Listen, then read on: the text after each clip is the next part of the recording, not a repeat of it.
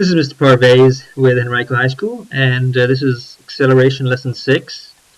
Let's talk about an object that's falling straight down. So let's say you're given a question where an object is falling straight down. Then you have a ball up here, and you're going to release it, and it's going to fall.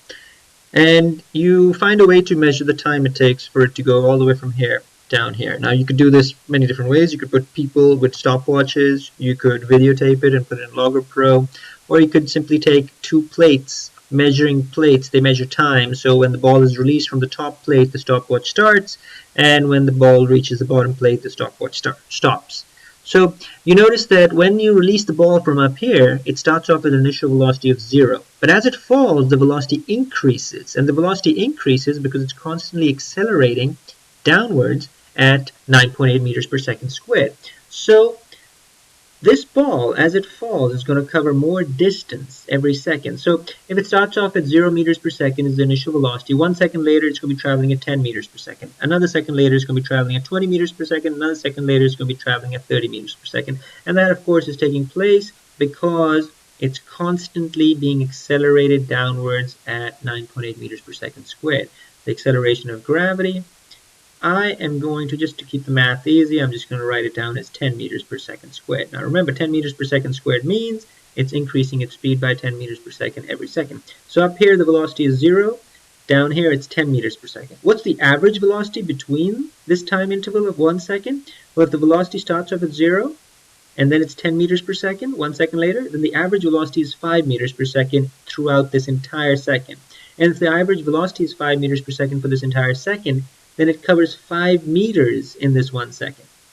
So now the ball's down here. It's traveling at 10 meters per second. And 1 more second later, it's going to increase its speed to 20 meters per second.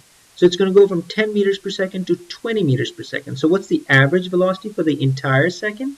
The average velocity is going to be 15 meters per second because it started off at 10 and 1 second later it's at 20 meters per second. Average velocity is 15 meters per second for this entire second. So that means in 1 second it covers 15 meters. So from here to here is 15 meters. Finally, when the ball reaches here, we decided it's 20 meters per second. It started off here at 0, then became 10 meters per second, then 20 meters per second, because it keeps increasing by 10 meters per second every second. So if it's 20 meters per second here, 1 second later, down here, it's going to be traveling at 30 meters per second.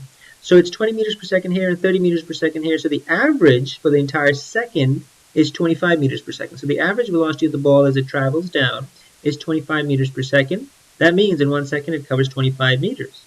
So this over here, this distance is going to be 25 meters. So up here, this distance is 5 meters, this distance is 10 meters, up here the distance is 5 meters, over here the distance is 15 meters, over here the distance is 25 meters, right here between this dot right here and this dot right here. So you notice the distance also starts increasing by 10 because this 10 keeps showing up again and again.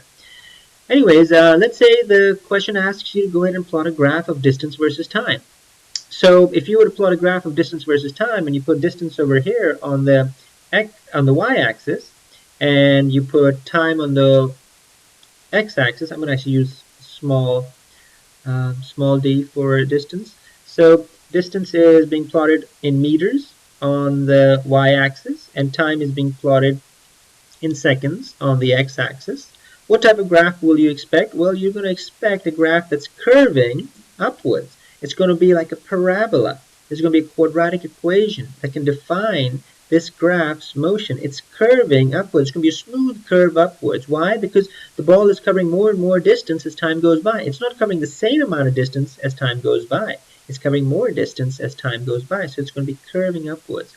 Well, what if they ask you, take the quantities d and t, and you're only allowed to work with d and t. Take the quantities d and t and manipulate them in a way so that you get a linear graph, not a curved graph, but a linear graph. So they're asking you to linearize your data.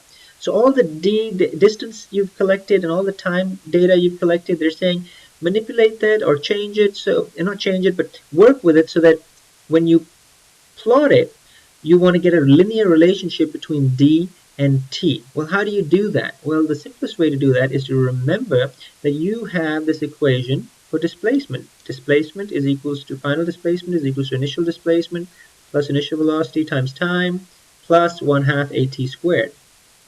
Now, when the ball drops, what is the initial displacement? Well, the smart thing to do is to say that the initial displacement is 0. So when the ball drops, initial displacement is 0. So this drops out of your equation.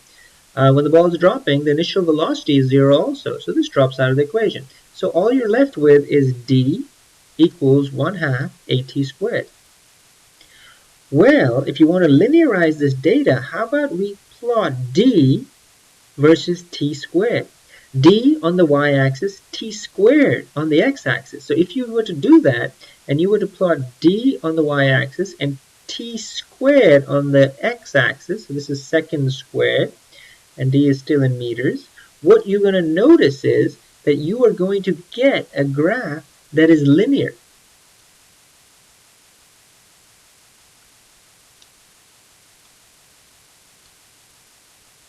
You're going to notice that you're going to get a graph that is linear, like this.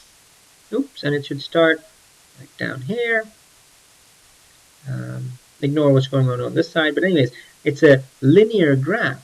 And more importantly, you should ask yourself, well, what's the slope of this graph? What's the slope over here? What's the slope over here? What's the slope over here? What's the slope over here? Well, it shows that the slope isn't changing. That's what a linear graph means, that the slope is the same here as it is over here, as it is over here, and the slope remains the same. Well, you've been taught how to calculate the slope. The slope is rise over run. What's your rise? Your rise is d. Your run is t squared. So your slope is d over t squared.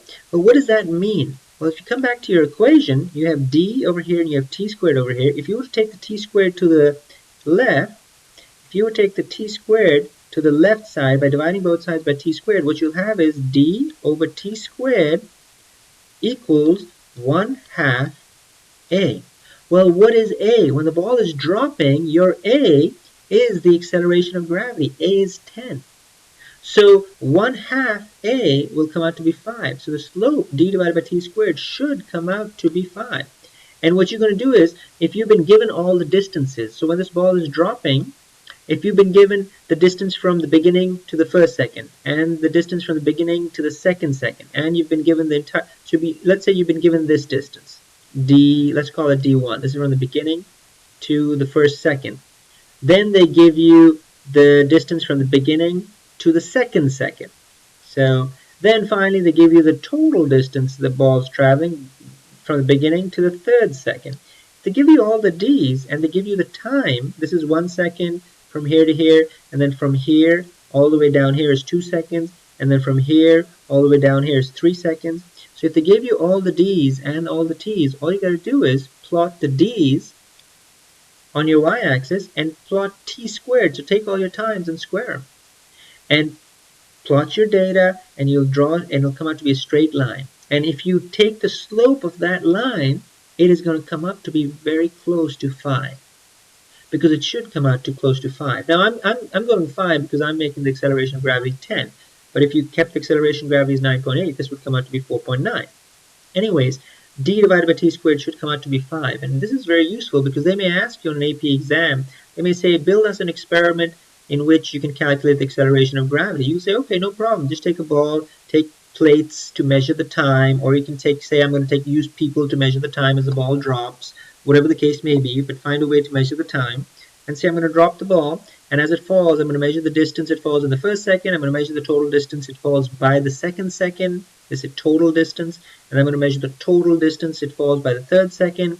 And if I plot the d versus t, I'm going to get a smooth curve, a parabola. A quadratic equation can define that. But if I were to plot d versus t squared, I'm going to get a straight line like this where the slope is the same throughout. I'm going to linearize my data. I mean, d divided by t squared should come out close to 5. Well, if d divided by t squared comes out to be close to 5, and d divided by t squared is also equals to 1/2 a, then we can say 5 equals 1/2 a. Because if we're saying on the graph, we said d divided by t squared comes out to be close to 5, 4.9 or 5, and we're also saying d divided by t squared is equals to 1/2 a, then that means we can set 5 equals to 1/2 a. So if 5 equals 1/2 a, then a is going to come out to be 10 meters per second squared. So that's a good way to calculate the acceleration of gravity, or that's a good way to prove what the acceleration of gravity is in case you're asked on AP exam to build your own lab. But if you're not building your own lab and they give you all the distances and the times and they ask you to plot it, you get a curved graph like this. But if they ask you to linearize it, all you got to do is do d divided by t squared. And that'll linearize your data. Take all your times that they've given you and just square them and then plot your graph. And the slope will come out to be close to 5, and that'll help you get the acceleration of gravity. All you have to do is 5 times 2 will give you the acceleration of gravity. So hopefully this take on acceleration was helpful, and hopefully you'll get a question like this on a future test.